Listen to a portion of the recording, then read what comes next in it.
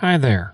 This is Ethan with ComTech. I am going to do this quick demo on optimizing Office. Now, I can tell you, and I'll go ahead and flip to the next slide so that way you can see who I am.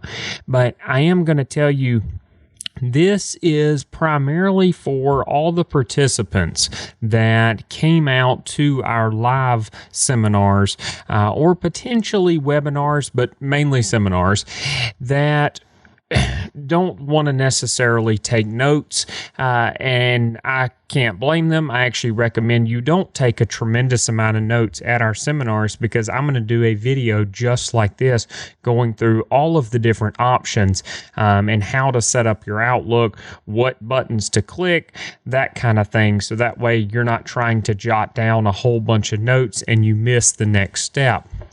Now, I am going to tell you, we're going to go through, here's the quick agenda, but in saying this, a lot of this is not going to be through the PowerPoints. This is just going to be, I've got a quick agenda so you can see where we're going, and then we're going to jump straight into the Outlook, Teams, OneNote, that type of thing. We'll jump into all of those different sections. All of this will not be completely comprehensive in the sense that I'm not going to go through every single setting. I'm going to go through all the settings that I personally do when I set up my machine if I was to get a new machine or something like that. Now, let's go straight into the licensing. I mentioned this. There's a chance Microsoft might change this, but as of about September 2019, these are your pricing models. I mentioned this in the case that someone else sees this, and I go to talking about using Microsoft Teams or using SharePoint or which we're not going to cover SharePoint, but OneDrive. Those other guys that you can see on the right-hand side are included in that plan.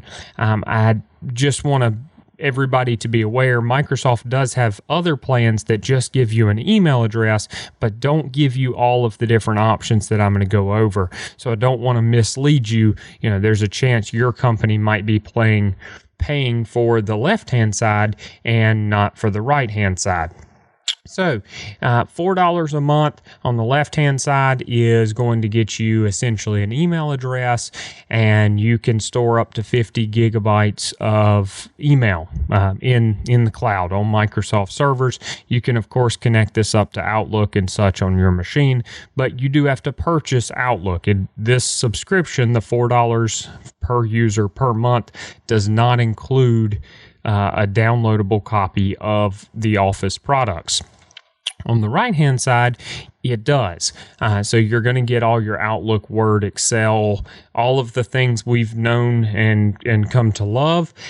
You're also going to get some things down there at the bottom, as you see, which is OneDrive, Microsoft Teams, SharePoint. We'll go over some of those today.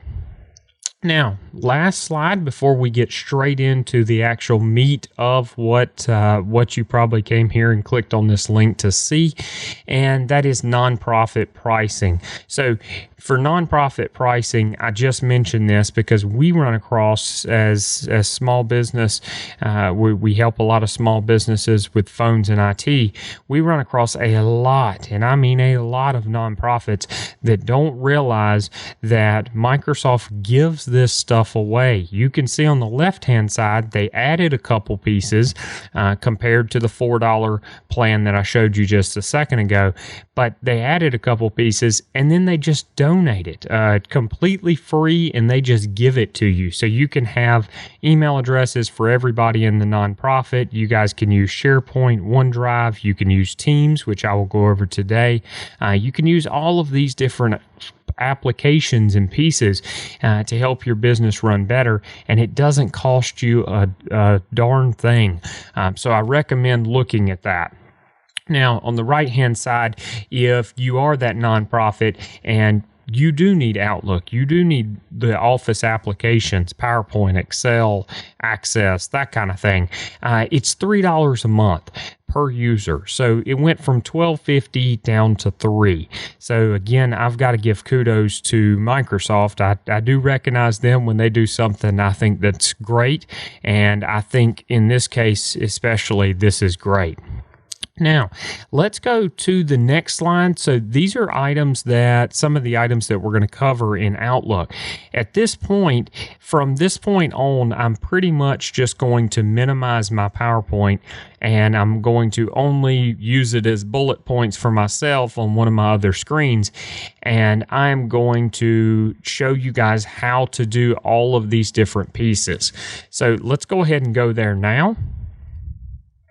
Now, you should be seeing my Outlook at this point. Now, this is very similar to what you would probably see when you first got a brand new computer, you logged into Outlook, something like that.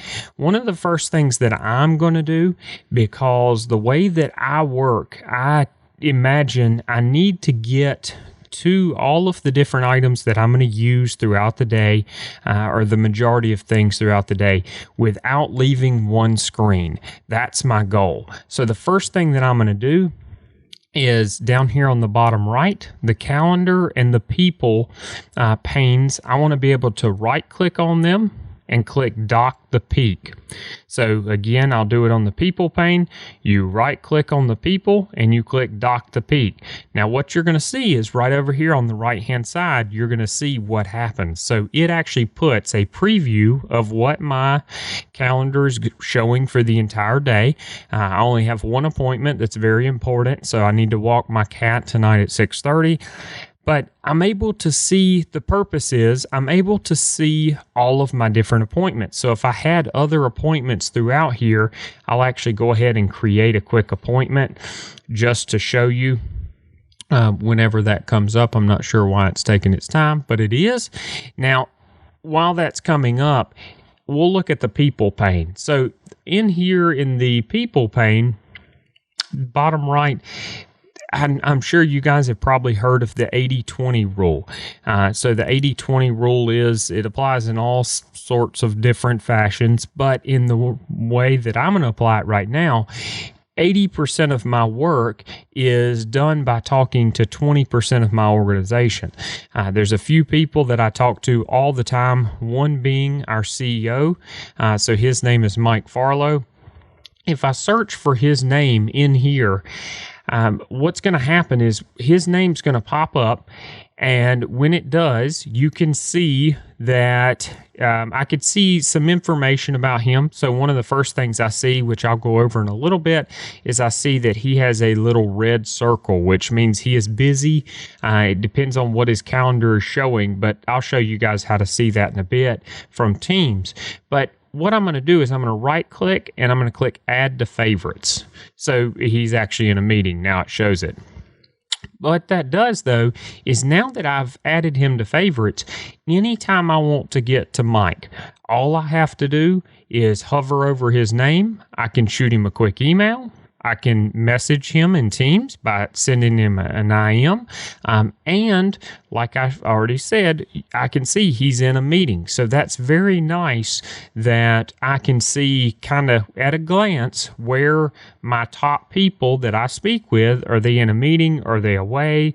Are they at their desk? That kind of thing.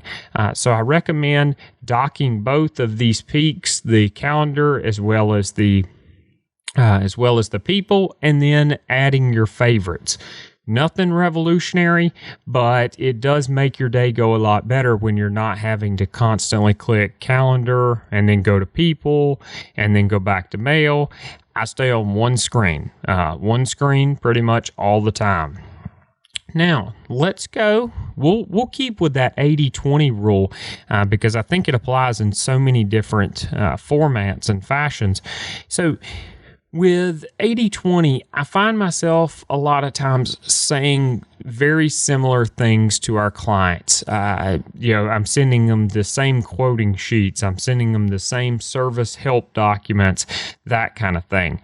Well, if you find yourself saying the same things all of the time, and you would want to create a template for that, the easiest way I've found is if you have a new email open like I do now, if you click Insert, up here in the top right, all of these will be grayed out if you're up here, but if you are right here, then they show up. So Quick Parts is where I'm going with this, and you can choose any of the quick parts, which are nothing more than paragraphs of text or a couple sentences of text, whatever you've specified. And when you choose that, it's going to drop in exactly what you want it to say. So pretty straightforward, but very quick. I find, to give you an example of this right here, what's happening is our clients maybe email me, and maybe the email should really go to support and not to me because I'm busy doing a video like this. So I respond, and all I do is click reply, and then I go up here to quick parts and I choose this. And when I choose that, I click send. I'm done. I don't have to do anything else. I didn't have to type this whole piece out because I've already gotten it typed out, or already have it typed out. So how would you do this? Disregard that little piece there. But okay, that's okay. It's going to want to do it anyway. So the way you would do it is you type out whatever you want, then you're going to copy it, or highlight it, I should say, and you're going to click Quick Parts, and you're going to click Save Selection to Quick Parts Gallery. And it's going to ask some questions. You can actually categorize it if you would like, and then you can go from there. Now, if we go back up here, it should be right here, and there it is. So the quick parts is very handy. You can also use the quick parts in a calendar, appointment option, that kind of thing. All right, so next piece is delay delivery. I don't see this used as often as I use it, honestly. I don't see a lot of other people using it as much, but I want to show it to you just in case. If you ever have the want to send an email, but you don't want it to show up until a certain time. So maybe you don't want to send it until Friday, but you want to type the email now. You want to make sure you already have it ready. It's already gone out. So that way you don't even have to think about it. You want to type a reply to someone, but you know they won't be in the office until Friday, and they said send them an email on Friday. Just simply type the email, type whatever you would like, click on the options up here at the top, and click delay delivery. Pretty straightforward. You just choose the day that you want it to deliver. So actually, let's say we wanted it Friday at 5 p.m. I click close. When I click send, it will not leave. Where it actually does is, if I would enter somebody, let me enter it in here. We'll send it anyway. And once it sends, right here in the outbox is where it drops. So it drops here to the outbox, and it sits in here until that designated time. In saying that, this is sitting in your Outlook. That means if you have a laptop and you close your Outlook down, it will not send. If it is not online and active at that time that it's supposed to send, it will not. The next time you launch your Outlook, that is when it will send. Hopefully that makes sense. If not, of course, reach out to me or reach out to our support team. We can make sense of it, and we can explain it a little bit better on a one-on-one session. Now, signatures. You'll notice I have a signature here. Again, this is something very, very simple, and the majority, I would say probably 95% or so, have a signature now. But every once in a while, I will see clients come in and they say, hey, thanks, Ethan, and then they'll put thanks, Jim, Harden or something. I'm just making up a name here, but they'll type this every single time, and you can do that, no problem with that. But I recommend going ahead and creating a signature. So to create a signature, just go up here to the top, click signature, and click signatures, click new, and you can create a new signature, type what you would like, and then choose that signature for new messages and forwards. Pretty straightforward. Now, one other thing I will show you is they have changed this recently, or in the last few editions of Outlook. You can right click on a signature and you can choose different signatures. You'll notice I have different signatures for different things. One of the pieces, the Book Now piece, I will actually go over here in just a little bit to explain what I use that for. But you do have that ability to change signatures and to do it quickly. You can, of course, go up here and change it from here, but I like to keep my mouse down here where my cursor already was and just simply change it. Okay, so let's go to quick steps. Quick steps, if we go back to our inbox. Do you ever find yourself doing the same type of emails day in and day out, and you would really like just a simple template that did it for you?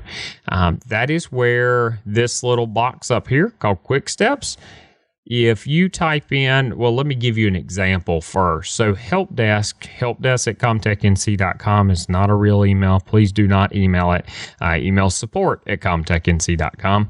But helpdesk, I have, when I'm doing some billing and such for my service team, I will have questions on certain items.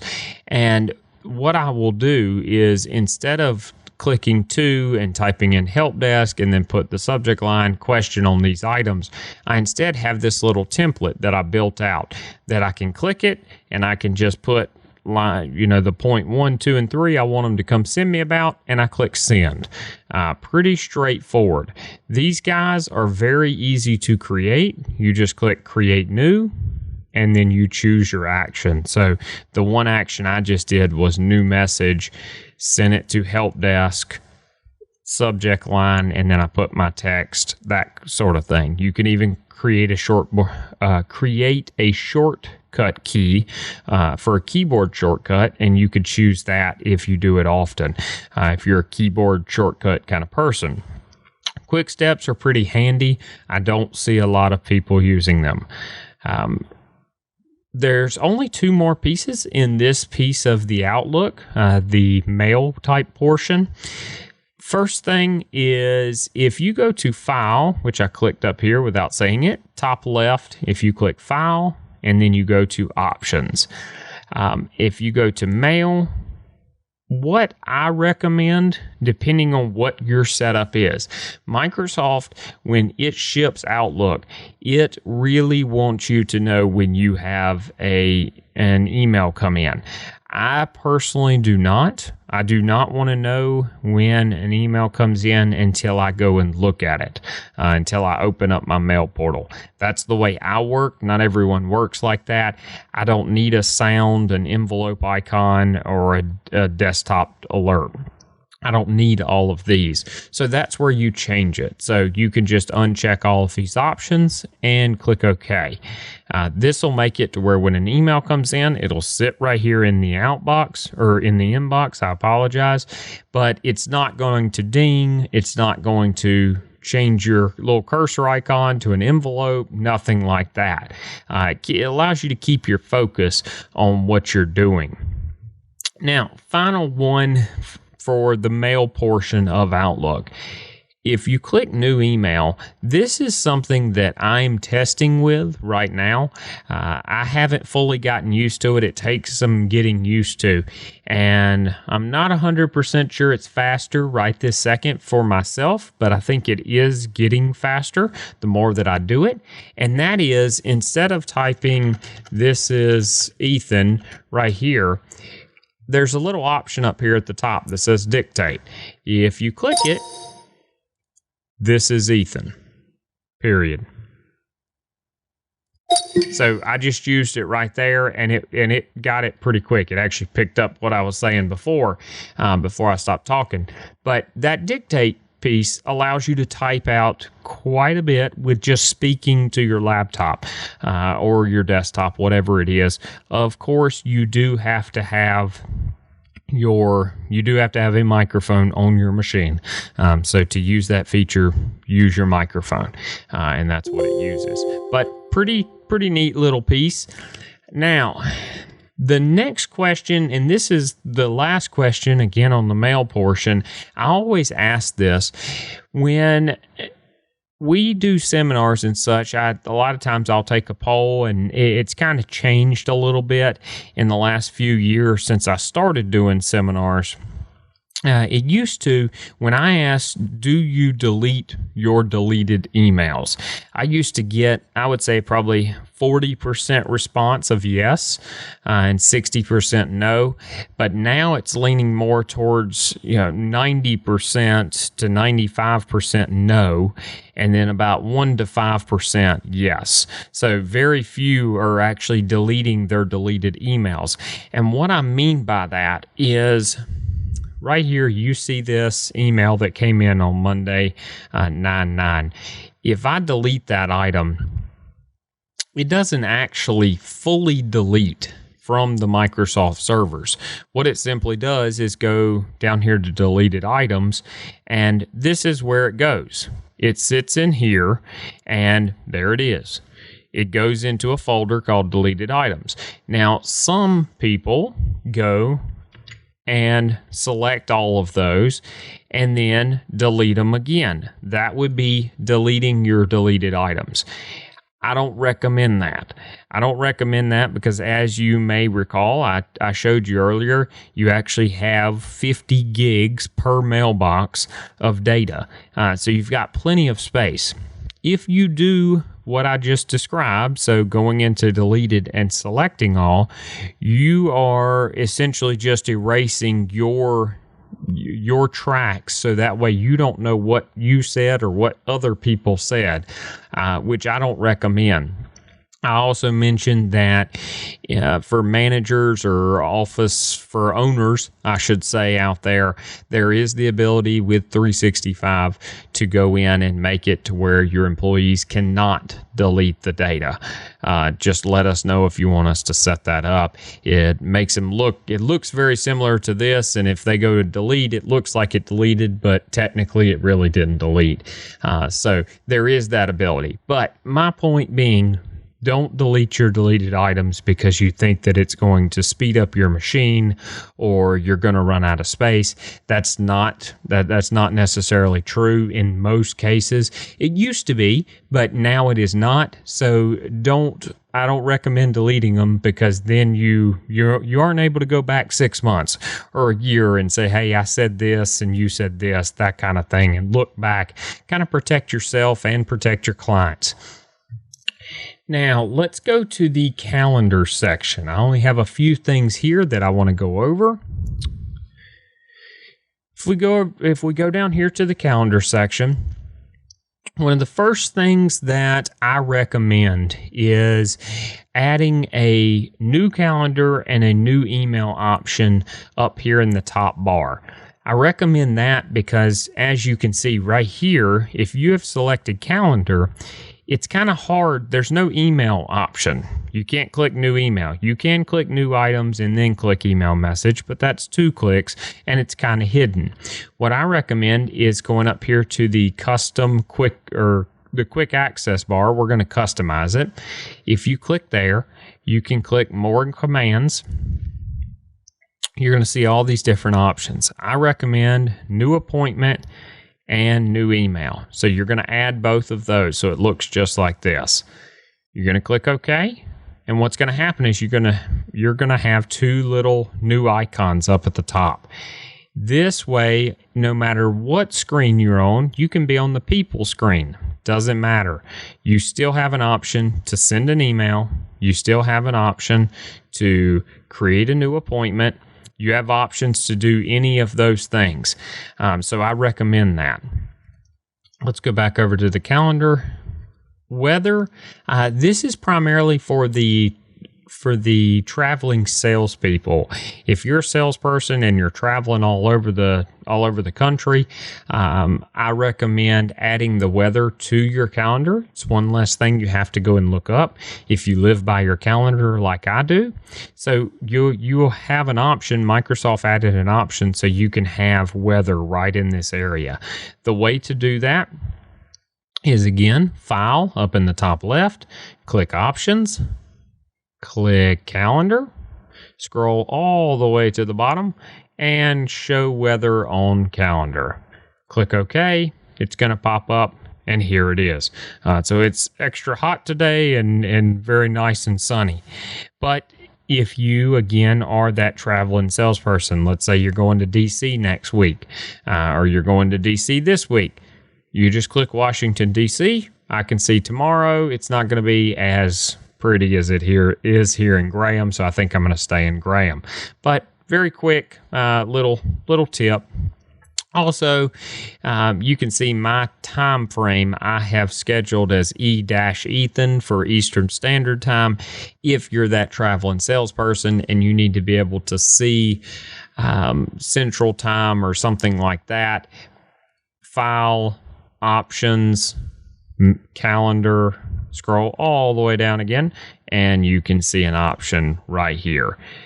So you can click Show a Second Time Zone, and you can click OK, and now you can see all of your options there. I can't remember what I was putting when I said C-Ethan. It's not central, but that's okay. Doesn't matter. Your point is you can have two different time zones. Calendar groups, I cover this because especially with office managers or someone who is scheduling a lot of people, I see all the time where they are clicking open calendar from address book and they are opening, I don't know, let's say they're opening this person. So they'll open that calendar, but then they'll realize, oh, I need to go see somebody else's calendar. So there may be some permission errors here because this is a test account. They'll open another one, and they'll do this across the board.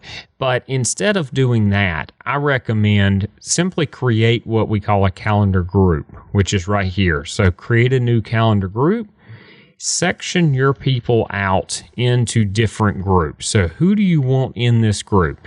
In this case, I want Barbara, I want Chip, and let's go ahead and say we want Alex. Again, I don't know if we have permissions for all of these guys, but we're going to find out. What's going to happen is now I only have one option to select. So I can just select one option and I'm able to quickly see all of my technicians, or maybe if you're a receptionist or something, you're setting up appointments for the CPAs, if you're in a CPA firm, or lawyers, and you need to figure out who has time available. You could create this, click one button, and now you have everybody's calendar that you need. So one of the options. Now let's go. This is just a very, very small tip on a new appointment option or a new meeting option.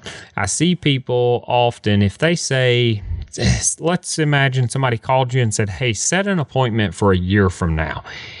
Theoretically, you could click here and you could switch this to 20. You could do that. No problem. That'll work. What I commonly see is somebody click this and then they click and they just keep clicking all the way till they get back around.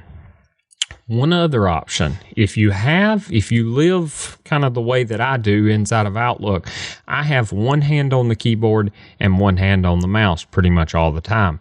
So if I click in here, what you can actually do is click 1Y for 1 year. If you hit the tab button, you're going to notice it just jumped a year. It will also do the same thing with days. It will do the same thing with weeks. It will not do the same thing with months. So don't try to do 1M. That doesn't do any good. But 1 week, 1 day, 1 year, or 3 weeks, any number with the day, week, or year will work just fine. The last piece that I'm going to mention here is actually, let me cancel out of this to make it easy. Let me open up a new appointment. One called Teams meeting. This has become very important to our organization. As you see how we use Teams here in just a minute, it might become important to yours. Now, a Teams meeting will, if we select this option, what it will do is ask you, who do you want to send the request to? So I'm going to send it to myself just for now. But what it's going to do is down here in the bottom, you're going to see Join Microsoft Teams Meeting. It creates essentially like a GoToMeeting type format. and it allows your entire team, internal and potentially external, depending on what your clients have, but it allows you to share your screen, to do video, to do that kind of thing, which is definitely different than your normal just new meeting or new appointment. So we'll go ahead and send this for 3 o'clock, and we'll look at that here in just a second in our Teams portal. While we're speaking of Teams, let's go straight into that. Teams, for anyone that doesn't know, Teams is a chatting and, for lack of better words, collaboration tool. I don't like using that word right now because it's just a buzzword, but it allows you to chat with all of your internal people within the office, as well as potentially external people. But it allows, the big piece is the team aspect, which I will go over in just a second. Before I go to the team aspect, for Teams in general, on the chatting functionality that you're seeing here, you can just type in anything you want in here to any individual. You can see I'm typing to Christopher directly in this case, and of course I could change the format, and I can make it, a heading.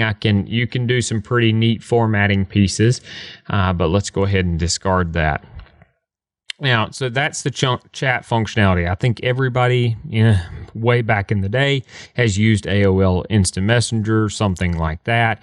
But this is just kind of that on steroids. You can do lots of different things. You can even drag different attachments into here. As you can see, I drug one into here just the other day. You can like messages. You can do all kinds of neat stuff. Now, one of the other things that it has, actually very similar to AOL Instant Messenger, and I'm not trying to compare the two, but that just came to me. Up here in the top left, you're going to see this little green icon, and you can see that it says I'm available. Well, if you click on it, you can actually change your status to be what you want. You can also set a status message. So if you're working from home, you can say that. But you're able to quickly change this. Now, what's neat about this is based upon what you set in Outlook for your appointments, it will actually automatically flip your status to in a meeting, as you saw Mike's was when we saw him in my Outlook and under my favorites. But it'll actually automatically do it because it's reading your Outlook calendar, because everything is one. So it reads all of that. You can notice over here on the left-hand side, you'll see Jennifer, she is away. Dirk, he's probably busy, and he is. Trip, I'm assuming he's away. So you can see it's reading their calendars and say, these guys are busy, these guys are away. Doesn't mean you can't chat them. It just gives you, at a glance, I can quickly see who's most likely sitting at their desk and can chat back to me. It does keep a running history of your conversation. This one does not have much. A lot of my conversations in my actual Teams are just ridiculously long, page upon page, because it keeps them all. The good thing is, though, you can search up here. You can always search for any item, whether you said something in a chat, whether you're searching for somebody in particular, whether you're searching for a certain keyword, whatever it may be, you can put it in there. Now, let's go to the Teams aspect, which is this next little tab right down here on the left-hand side. This is the meat and potatoes of Teams. So this is the big part. Now, this, hence the name, this is what I would say was one of the hardest things to get used to, and that is a team aspect where we're still a relatively small company, but if you have 1 to 3 people, it's hard to get in where you in the mindset of saying, I need a team chatting system. We're all sitting in the same room, or we're all right around each other. Why do I need a team chat? Well, I can give you a bunch of different reasons, but primarily what it comes down to is imagine what do you do with your 2 or 3 people or how many ever it is when you need to ask a question to the entire team. What I commonly see is not someone getting up out of their desk and walking around and asking every single person. What I see is a send email to 10 people or to 5 people and do you know anything about this? Does anyone know anything about this? And instead of most people responding with or not responding because they don't know anything, most people click reply all and they start responding saying, I don't know anything about that, or I've never seen that before. Now, what that does is for all the other people in the blast email now, in the group email, they're just filling up their inbox with a whole bunch of responses that they never even asked for. So in that case, I recommend teams. You can have, I'm not going to go fully through the structure here, but you can have different teams. So we have one called Help Desk. This one is for our VoIP phone channel. You can see we do not use it right now because I asked our guys to stop using it because I wanted to use it for these demos.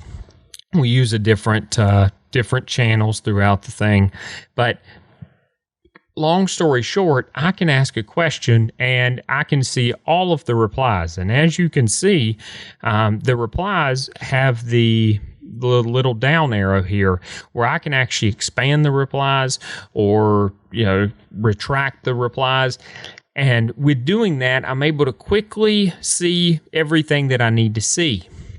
Now, managers, this is a pretty neat little tool that Teams has done, and that is they made it to where you can actually follow channels. So if you go here, you can either hide the channel and go to channel notifications, and that's what I was talking about. But if you go there, you have different options. So for me, I've got all new posts. I've got that turned off. I only want to know when these guys notify me. So if they want, they can chat back and forth all day long, and our help desk does. They're chatting back and forth. Sometimes they're chatting about what they did this weekend, whatever it may be. Me as a manager, I don't need to know. I don't care. But if they're going back and forth saying, hey, have you seen this? And the rest of the help desk says, no, I haven't seen this. I haven't. Everybody's replying, no, I haven't. Then they can do what they call an @ mention, which is you hit the @ symbol and you can click my name and hit enter. And what it does is it actually alerts me. As you can see up here in the top left, I actually have an activity bubble where somebody alerted the test user that I'm using. But it allows you to quickly see that. If you don't go and look at it, based upon your settings, it will email you and say, hey, you missed a chat in this channel. Go look at it. So pretty sweet.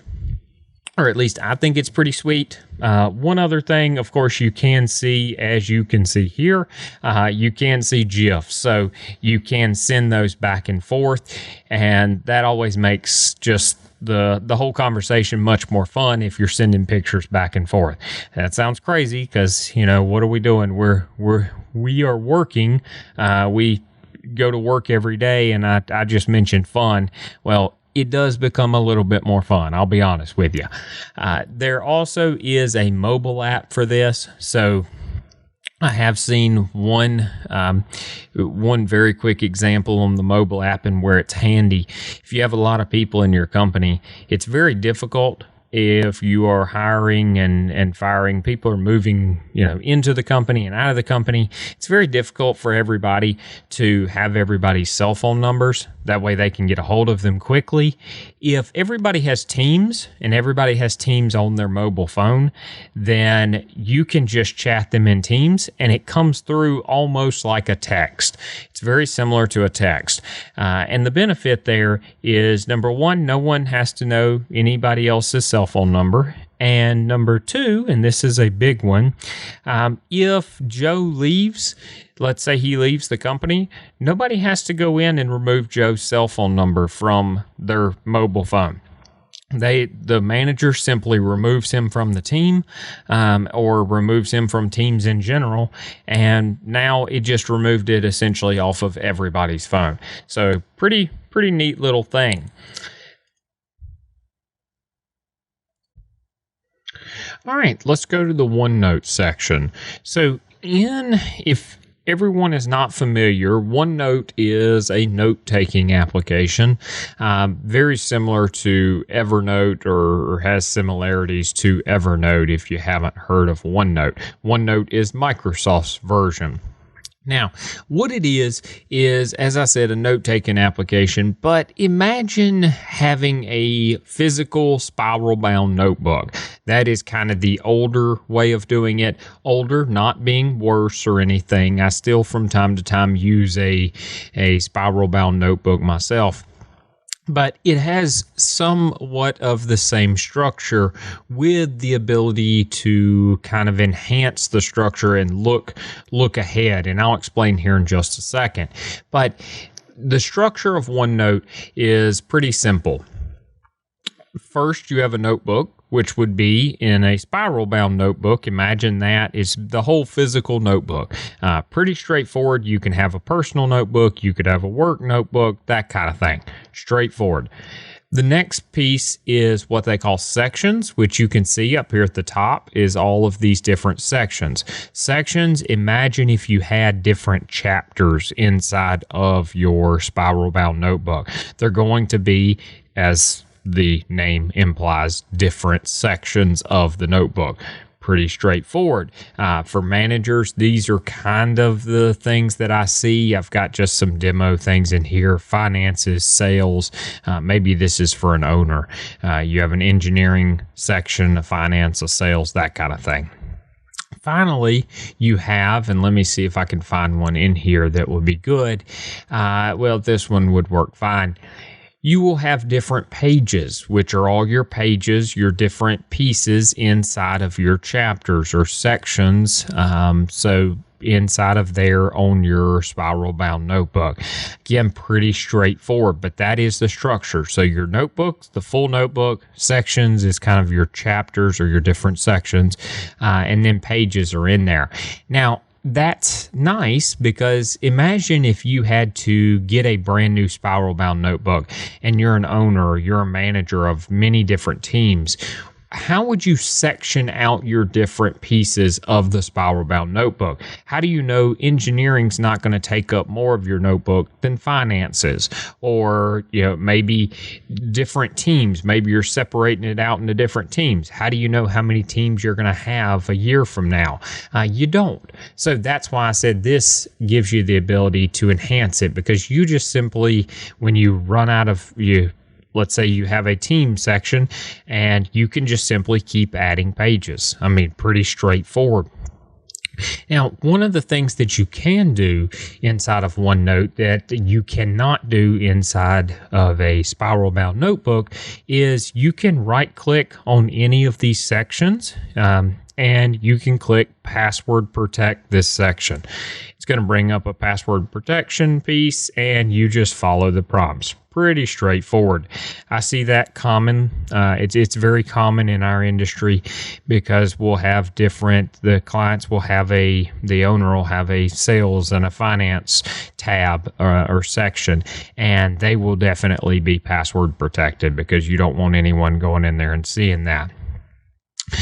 One of the other things that this allows you to do on the different pages piece over here is to see versions. So you can see at one point I was playing around in here with the draw to shape and that kind of thing. It's got a bunch of different features, which I'll cover one here in just a second. But if you right click on a page, you can see show page versions. There aren't any page versions here. It's grayed out because I don't have any page versions, but you can, if you had them, you could go back and see what you had done before. So pretty neat little useful tool. Now, as I said, there are tons and tons of features on here. I'm talking translation, recording. You can put audio pieces in here. There's just lots and lots of different things. Math, it'll actually solve your math problems. And show you how to do it. That works great if you have kids. Again, if you were in our live seminar, you know all of this. And you know my example of the one that I did with my wife where I solved her quadratic equation using OneNote. But those different pieces, I'm not going to go through because honestly, you can Google, you can go on YouTube, and you can find just tons of different ways that OneNote's being used and tons of features. I will show you the translation feature. So if I put this in here, if I copy this, or I highlight it, I'm sorry, and I go to review, I can click translate selected text, and it'll ask me what do you want to translate it to Spanish. Boom, there's my translation. I can either insert it or I can copy and insert it somewhere else. For now, I'm going to insert it because I want to just switch it. So imagine doing an entire paragraph that way and then just click and translate, and boom, you're done. So pretty nice. This does have a mobile app as well. For the mobile app, it looks almost identical, and you can get to pretty much everything you can here. So that's very nice, especially if you have a personal notebook like I do myself. I'm able to keep up with all my finances, and just anything that I have, I can keep up with it. I'm not going to give you all the examples here. I give a lot more examples in my live seminars of exactly how our clients use it, but I'm not gonna do that because you most likely have heard that if you're watching this video, as well as I'm doing it just in an interest of time. Now, let's go to OneDrive. So OneDrive is, if you've used something like Google Drive, it's something very, very similar. OneDrive is just a shared type of cloud storage, or you can make it shared. Now, every user that has a 365 license, depending on your license, you get 1 terabyte of data. So that is a lot of data. That is exactly 20 times the amount of email data that I told you had earlier. And I told you that was plenty of room for email, so this is normally plenty of room for your data. One little piece here, if you are an employee, you don't own the company. When I say your OneDrive is used or it has 1 terabyte of data, that means you have 1 terabyte of company data. I do not recommend you store your pictures, your family photos, your personal iTunes that you absolutely cannot lose, that kind of thing. I say that because what happens if you ever leave the company? The company has every right to wipe away that account because you're no longer there, and I don't want you to lose your family photos, nothing like that. So it is 1 terabyte of company data. Now, in saying that, in the past, one of the primary reasons for not going to a shared or a cloud storage was because you had to open a web browser and you had to upload files and that kind of thing. Well, OneDrive, they came out with an app that runs on your computer. It's just a Windows app. And in that app, it allows you, as you see, to connect directly into your file explorer. So you can click here, you could have a docs folder as I do, and you could just save things directly in here. Pretty sweet. Now, in saying this, you do have the option, because this is connected to the internet, you do have lots of different options. Again, I will not go through them for an interest of time, but one of the common questions I get, I'll cover this one because it's the biggest one.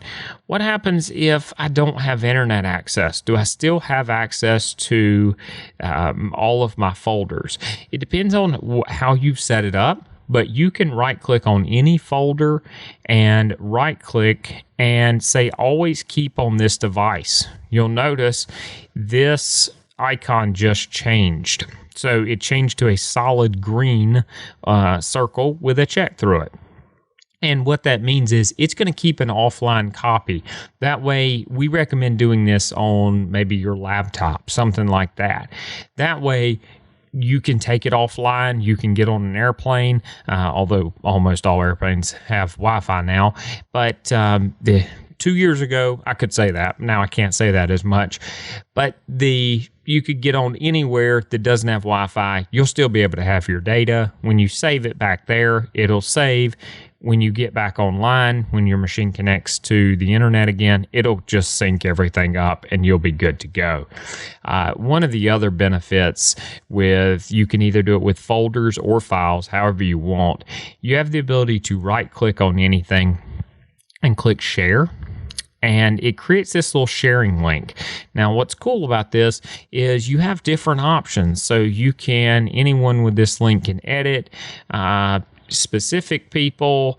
You can actually set an expiration date. So if you have, I see this used sometimes when people put items out to bid or something like that, they'll create a folder and they'll tell everybody, all the contractors that are bidding, hey, you have until October 1st, 2019 to put your bid in that folder. Then that link becomes inactive. Imagine trying to do that without something like this in the past. You would have to go and figure out a way to get a link that was shared, and then you would have to remind yourself, put a couple reminders and such to make sure you went in and disabled that access after that point. Now all of this is done pretty much automatically. Very, very handy. Again, of course, it has a mobile app. Looks very, very similar. Works quite well.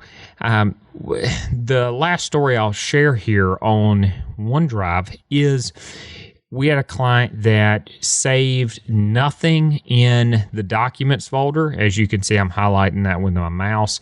The desktop folder didn't save anything there. Instead, they went to OneDrive, created a folder called desktop, created a folder called documents, stored everything in their OneDrive. What actually happened, and I'm not saying this is a backup solution, because it's not necessarily. It's a different type of technology. It's replication, not backup. We can go through that offline. But what actually happened was, because this user was storing all of their data there, her hard drive crashed. When her hard drive crashed, she had another laptop that she spun up. And when she turned it on, she was able to install this OneDrive app right back on the machine, on the other laptop. All of her data came down immediately. She didn't lose anything. So it was able to get her back up and working very quickly. So one of the things I talk about in my seminars is just peace of mind. The peace of mind that nothing is being stored locally on your machine. There's a chance there's a copy stored on your machine, but even more, there's a copy stored online in the cloud. So that's kind of nice. Now, I'm going to drop you back over to here, and let me flip this piece. Okay. So bookings, you actually saw and I've got bookings and I believe MileIQ, and then I'm done with this piece, and we'll do another seminar and webinar and such soon. That'll be coming up. But bookings, this is something Microsoft, I believe they bought the company, and what it is nothing more than a booking piece to allow your clients, your end users, to book an appointment with you. You can see you have lots of different options here. So they could book a phone call or a 1-hour appointment at your office or a 1-hour appointment at their office. And of course, you can edit all of these settings and make it to where you can choose what you allow your clients to do. They select that. They select the person they want to meet with. They select the date, and they select the time. The time, of course, it's reading your calendar. So on your calendar, if you have vacation booked or you have appointments all day, then when they click that date, it's not going to show anything. So pretty nice. This is also a reason why I have two signatures. One of my signatures is my regular signature that you guys saw. The other signature is one that has a book now button. So if a client and I are going back and forth and they say, hey, let's have a meeting, I reply back with the other signature saying, hey, use this button below to book a meeting with me. So pretty straightforward. It helps a lot with can you do it on Tuesday at 10 o'clock? No, I can't. How about 11? And then I reply back with no, 11's not good for me. It's a whole lot of back and forth. I don't recommend that. There are better ways to do this. Now, MileIQ, and again, bookings, that is with the business premium plan. So that $12.50, it comes with that. It's same thing with MileIQ. So MileIQ is nothing more than a mile tracker. And I say nothing more, but it is pretty cool. There's a lot of clients that we still see where, again, they have traveling salespeople, and those traveling salespeople are having to log their miles, and then they're having to turn it into accounting. This is a nightmare for the salesperson because they have to accurately remember to log their miles. It's a nightmare for the accounting person because the accounting person is sitting there going, I just don't know if Jim keeps good records or not. I can't really tell. It's just a hassle all the way around. So for that, MileIQ is it's an app that goes on your phone, and it's tracking your GPS. It's using your GPS. And on the right-hand side of the screen here, you're going to see the tiny form or the tiny screenshot, which is the mobile phone screenshot. And that is, you can see up there in the top left or in the top, personal or business. So every drive that you make, it's going to ask you, is it personal or business? So if you swiped left, it would be personal. If you swiped right, it would be business. Now, what's going to happen is if you swipe left for personal, it's not going to log it. Essentially, it's not going to go into the company type log at the end of the month or into your mileage report. But if you swipe right, into business, then it will go into it.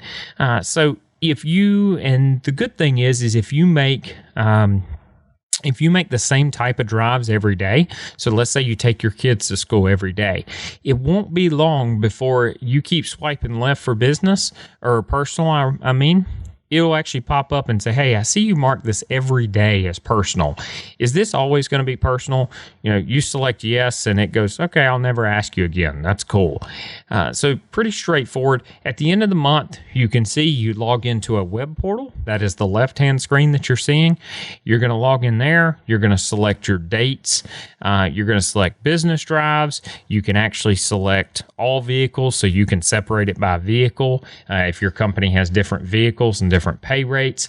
And then you click create this report. It's going to create a very nice report. You can email it to your boss. You can email it to accounting. It tells you the exact time and the date and everything and how far exactly you went. It brings in the IRS, whatever their current figures are. I think right now it's about 58 cents a mile. It brings all of that in. So it brings every bit of that in, and it just creates a nice, very good report for accounting that they can file away. Makes it much, much easier. 6 months from now, when the owner or whoever looks back on the mileage report and says, why did we pay Jim, $400 in the month of February for mileage, you're able to pull out that report and you're able to say, well, here are all of his drives. Here, every single one from where he started to where he went, on what day and what time. Very straightforward. And again, very little human intervention. It didn't require an Excel spreadsheet or a notepad that got messy and Jim had to fill it out and he had to remember to fill it out. It didn't require any bit of that. So hopefully that's a pretty neat little tool. I don't see a lot of people using it, but hopefully you will now. With that, I am done. I hope this is good for you guys. I hope this is a good recap. And as always, if you have not heard any of our webinars or any of our seminars, you can see the end of my email, which is comtechnc.com. If you go out to there, there's a calendar tab. Please go on there. We're having new events all the time, and we go over cybersecurity, VoIP phones, optimizing Office 365, all over the place. But we would love to have you at any of our events. Have a great day.